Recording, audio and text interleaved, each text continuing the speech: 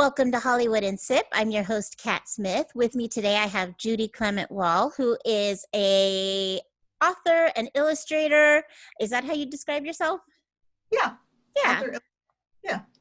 And the first time we met, we were, let me see if I could get this in the frame. Find Your Awesome, a 30-day challenge to fall in love with your playful, imaginative, and colorful self. That's how we first met. Do you want to tell people about that book real quick?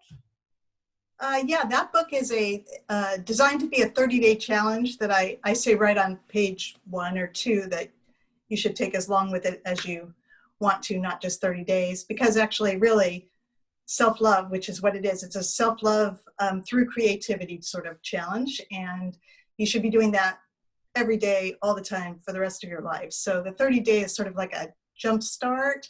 At the time that I was doing it, I was very, I had just finished but recently finished a year of fearless love. And one of the things that I noticed during that year, which we can talk about again or not talk about again, but during that year, I noticed that people are super good at being loving toward other people and way less good at being loving to themselves. So I thought, when I was doing my challenge, I thought, man, we really need to do a book. So when I got a publisher, they said, yes, we do need that book. And so we put the book together. But oh, that's awesome. You get people to do a self-love practice. Yeah, and I think now especially is a good time to be doing that. Yeah. I mean, during the pandemic, when you're feeling so isolated and spending so much time with yourself. Yes, yeah. I think I'm gonna jumpstart it again. I'm gonna go through the book again. Good, Kat. And you sent out an email last month, and I wrote down the quote that you used. It was from The Power of Now. It's easy to be overwhelmed by the enormity of any given situation. The trick is not to think of the situation in its entirety, but to think instead about what can be done right now. What does that advice mean to you? I think that for me, when I think about, so the specific situation that I find myself in now is that my mother recently moved in with us. She's been here about a year, and she's 90. So the pandemic's extra nerve-wracking to me because I live now with somebody who is in a high-risk group. And so for me, like, as I watch my friends are starting to go out and mingle and do things because some of the restrictions have been lifted, I feel like that's not really open to me because I don't want to go out and bring something back home to her. So my lockdown is still in place, and it's really tough. And when I think about the enormity of that, like, how long is this going to keep going, and how long before something approaching normalcy, and God forbid that this is normal, happens, then I can get so depressed, and it's just a very self-defeating kind of thing. But if I stick to what's happening right now in this moment, and what can I do right now that feels good and fulfilling and, self-loving or just joyous, that feels doable. That feels like, okay, I can get through this minute and I can get through the next 10 minutes. It's when I think about that big whole, like, months, are we talking months? When is there going to be a vaccine and all of that it feels overwhelming. So I find that the more I can bring that down to be a manageable right now piece, what can I do right now? Immediately feel better as soon as I start thinking of that. It also kind of puts you in action mode, right? Because you can just be looking at the enormity of a thing overwhelmed, and it can make you inert. But as soon as you go, like, what can I do in this minute, then you're automatically thinking about, what can I do? What action can I take? And that's just a better place, I think, to be when you're feeling that kind of pandemic overwhelm. Yeah, I think I unconsciously came to that conclusion at some point, because I remember in the beginning all of this thinking, when is it going to end? When is it going to be normal? All of those wins. And I think as soon as I let go of the feeling of win and just started going back to routine and doing the things that need to get done in the daytime, all of a sudden it was kind of like a weight was lifted. I'm no longer concerned about when. This is right now. I'm living in right now. Yes. Yeah. So I've been loving watching your Twitter feed, which, by the way, is at J Clement Wall on Twitter. And some people like to take selfies, and you like to do selfie portraits. I do. I love your most recent one with the mask and the voting for Biden pin. I thought that was really cute. But the other thing I love about it is it kind of just injects a little happiness into my Twitter feed every day, because you'll just be like, I don't know who needs this right now, but here's a picture I did of two birds. Yeah, Yeah. yeah. Twitter has been my, I would say in Facebook and Instagram, I'm more, let me put it differently, I'm less political. And so I have always treated Twitter like it's the place that I can get political and a little more, I don't know, alarmed than I let myself be in my other feeds, especially my Instagram feed, which is much more art focused. And Facebook is kind of like a mix of art and a little bit of politics and a lot of, this is the crazy stuff that's happening in my life. You know, my dog just ate marijuana. Did that happen? Sadly, that's real. So I'm glad to hear you say that, because it's just been fairly recent that I've been trying to post more art, because, you know, my art is very whimsical and happy despite everything that's going on. And so I felt like, well, why wouldn't people want lovebirds in their feed? Exactly. And then there was a piece that was commissioned that was, what was it? It was an album cover or something. It has a musical notes and hearts. What was that? The soundtrack to your life, or the soundtrack of my life. That's what it was. Not only was it beautiful, but I thought, I should have a soundtrack for my life. Oh, right, me too. She contacted me because a lot of my business is lettering, custom lettering for people. And she wanted to do some song lyrics. And she said, these are like, throughout my life, these are the important songs. And I went, oh, it's like a soundtrack to your life. And she goes, oh, it is. I'm going to put it on my wall in a collection of prints. And there were 8 for her, 8 prints. With very simple, she wanted black and white illustrations and song lyrics. And so when I got them all done, I was like, what a cool thing. I want a wall and I want a soundtrack to my life. But the whole time I was working on it, I kept thinking, what would be in my soundtrack? But it was just a really, really fun project. So then I wound up putting it in my Etsy shop as something that people can order if they want to, either just having a lyrics lettered and illustrated, or to put a collection of lyrics there and do a soundtrack. Because I just thought, what a fun idea that is, to do that. And you can, the thing I love about music, first of all, I happen to like all the songs she picked, so that was great, because otherwise I would have been like stuck on these songs. Like, What do I draw with that? Yeah. But the thing I like about songs is so often they don't just bring back memories. They'll take you back to a very specific time and place and person you were with. And it's very, unlike any other medium, I think, songs really, really do plant you in a specific time of your life, so that the notion of having a collection of them that takes you through your life, or you could do a soundtrack to your relationship.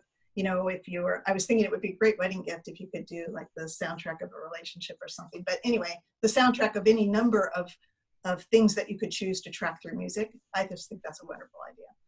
Before I move on, in case anybody's feeling really inspired by that idea, how can people find your Etsy shop? You can get to everything that's me. The easiest way is just to go to judyclementwall.com, because okay, then perfect. You get all the other things, including my Instagram and my Facebook and my Twitter.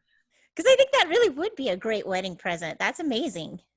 Yeah, I know. I really, she just completely blew my mind with that request. I love it when when people come to me and there are things I never thought of, and I was like, oh my goodness, yes, I have to offer this to everybody.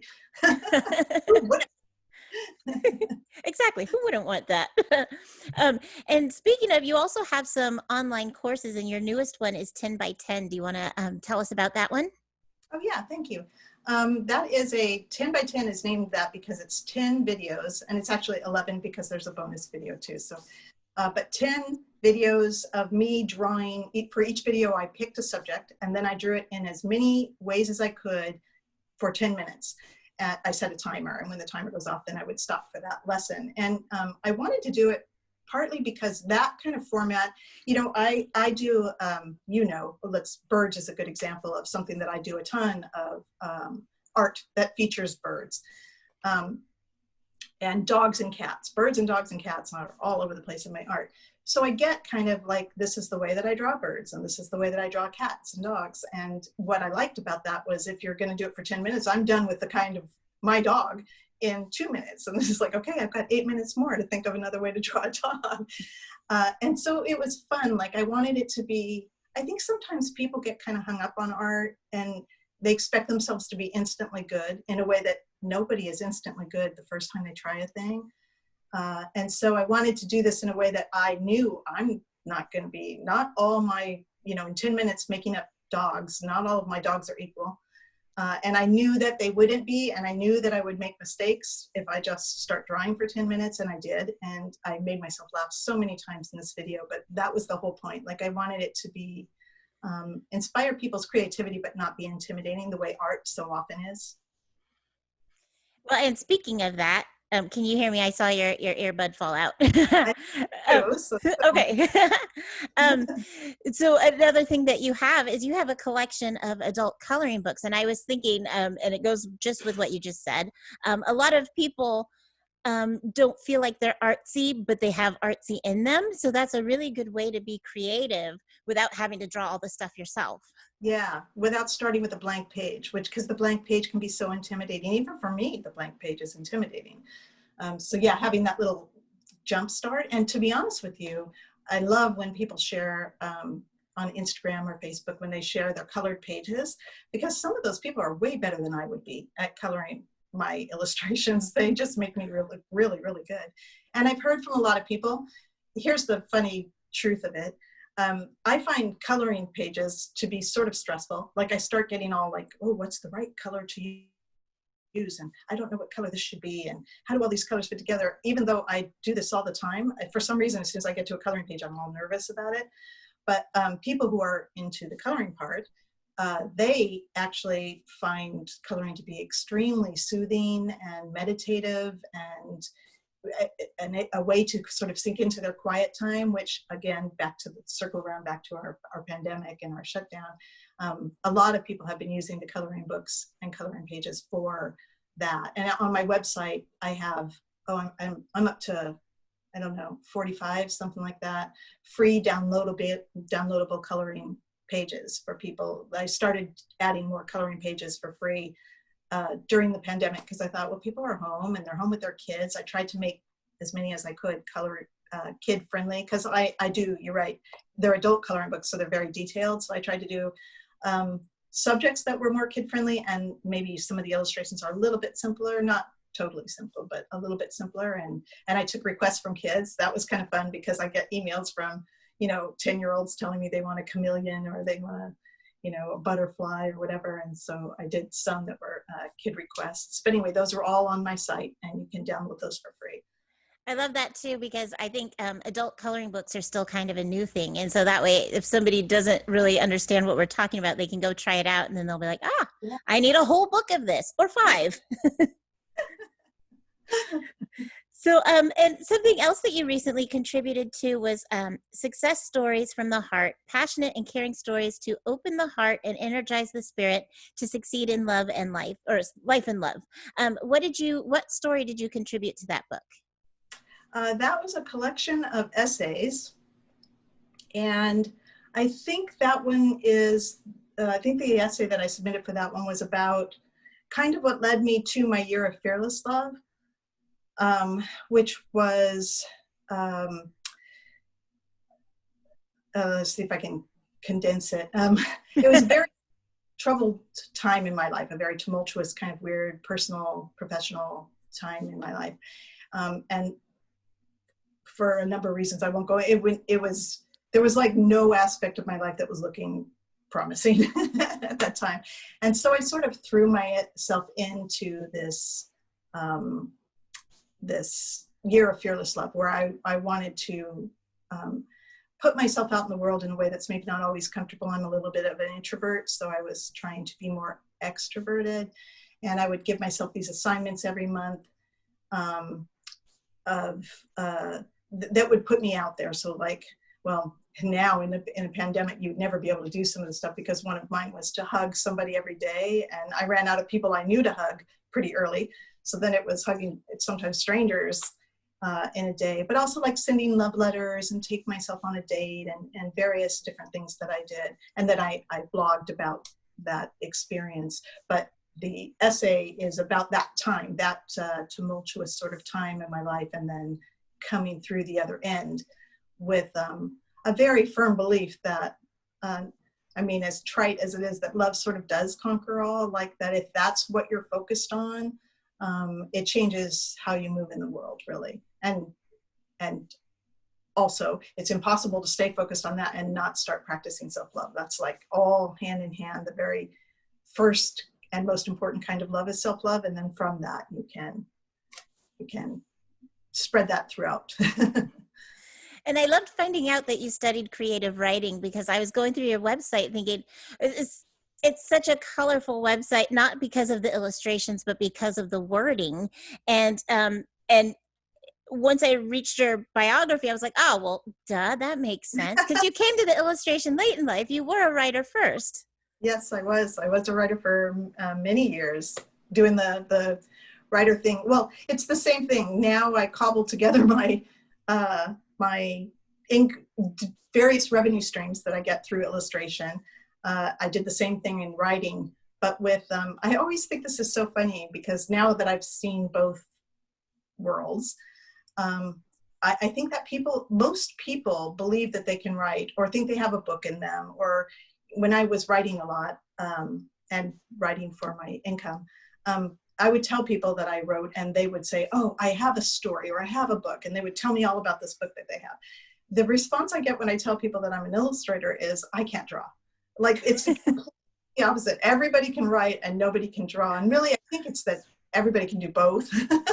And they just don't know it, because drawing, for whatever reason, I don't know if people get told early on that they can't, but everybody reads, so they believe they know what a good writing sounds like, because we all read and write to some degree. So it's like completely different worlds in how people respond. But I have found that with writing, I'm guilty as charged, just like everybody else. I definitely would go to each writing assignment with a very clear idea of what it needed to be, and be just, so it's such a love-hate relationship you have with writing. You know, I just felt like I know what it's supposed to sound like, and this does not sound like that, or whatever. Whereas when I came to drawing, because it was late in my, I didn't start drawing until my 40s. So when I came to drawing, I was so pleased that I drew something that actually resembled a cat. Woohoo! If you know it's a cat, then that's a success. So that's a much more playful place and a much more accepting place to come to it than with all the baggage that's attached to my writing. But thank you for saying that, though, because my first love, first language, first everything is writing. So it's nice to hear that you noticed. Yes, I did. And also, another fun fact I found in your bio, do you still work on an art table that's made from 2 closet doors? I do. That is still, and it's back on its sawhorses. I need to update my illustrated bio, because I have 2 sawhorses, and then 2 closet doors, and then the board that's where I actually write. And then my husband temporarily got rid of a desk. So he replaced what was on the bottom of my work table with that desk, and got rid of the sawhorses. And then we didn't have to, but we gave the desk to somebody, and we put the sawhorses back. And I was like, oh, good, we're back to my fancy setup. A creative space for a creative person. Exactly. And I just want to end with, back in, I think it was around 2017, we talked the first time. And in your bio, you say that you feel sorry for people who don't have dogs. So the first time we spoke, I didn't have a dog, but now I do. Oh, yay, you do? Congratulations. I do. When did you get a dog? He's almost 2 years old now. In December or November, he'll be 2 years old. And what kind of dog? You know, he's a mystery. He looks like he looked like a Rottweiler when he was born, but he's a tiny dog, so he wasn't going to be a Rottweiler. Now he kind of looks like a Doberman Pinscher. I'm not really sure what he is. Our dog Lexi she's a rescue. So yeah, I don't know. She's a giant 85-pound mutt. I don't know what it is. I could just imagine from the pictures. Yes. Big girl. Well, thank you so much for chatting with me again. It was really nice to see your face this time. What I'm finding is that I love radio, but I'm now having so much fun now that I get to see the people I'm talking to. So thank you so much for chatting with me again. Oh, thank you for inviting me, Kat. It was so nice to talk to you. And give out your website one more time. Okay, it's at judyclementwall.com. And Thank, that Clement is spelled Clement. great. Thank you so much. Thank you, Kat. Bye. Bye.